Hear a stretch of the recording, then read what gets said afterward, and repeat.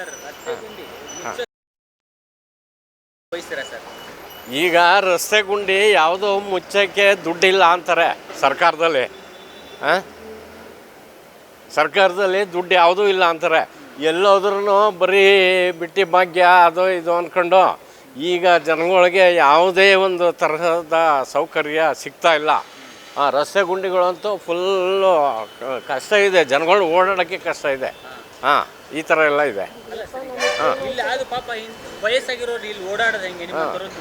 ನೋಡಿ ಡಸ್ಟ್ ಇರಲಿ ನೋಡಿ, ಇದೆಲ್ಲ ಹೋಗಿದೆಯಲ್ಲ, ಇಷ್ಟೆಲ್ಲ ಮುಚ್ಚಕ್ಕೂ ಆಗ್ತಾಯಿಲ್ಲ ಸರ್ಕಾರಕ್ಕೆ. ಏನು ಮಾಡೋದು ಅಲ್ವಾ?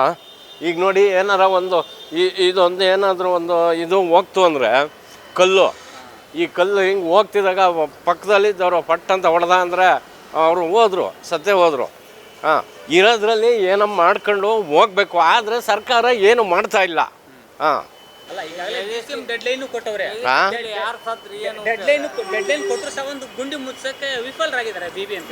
ಏನೂ ಇಲ್ಲ, BBMPಯವರು ಏನೂ ಪ್ರಯೋಜನ ಇಲ್ಲ. ಈಗ ಸರ್ಕಾರದವ್ರು ಕೊಟ್ಟರು ತಾನೇ BBMPಯವ್ರು ಮುಚ್ಚೋದು. BBMPಯವ್ರಿಗೆ ದುಡ್ಡು ಬರುತ್ತೆ, ಆದರೆ ಯಾರು ಕೇಳಲ್ವಲ್ಲ. ಕೇಳಿದ್ರು ಪ್ರಯೋಜನ ಇಲ್ಲ. ಏನು ಮಾಡೋಣ?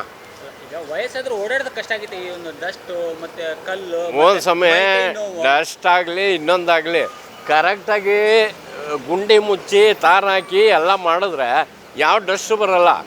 ಇವರು ವಯಸ್ಸಾಗಿರೋ ಅಂಥವರು ಓಡಾಡ್ಬೋದು. ಅಲ್ವಾ? ನಮ್ಮ ಹೆಸರು ಚಂದ್ರಪ್ಪ ಅಂತ, ನಾವು ಕೆಂಗೇರಿಯಿಂದ ಬಂದಿದ್ದೀವಿ. ನೀವು ಮಾತಾಡಿ.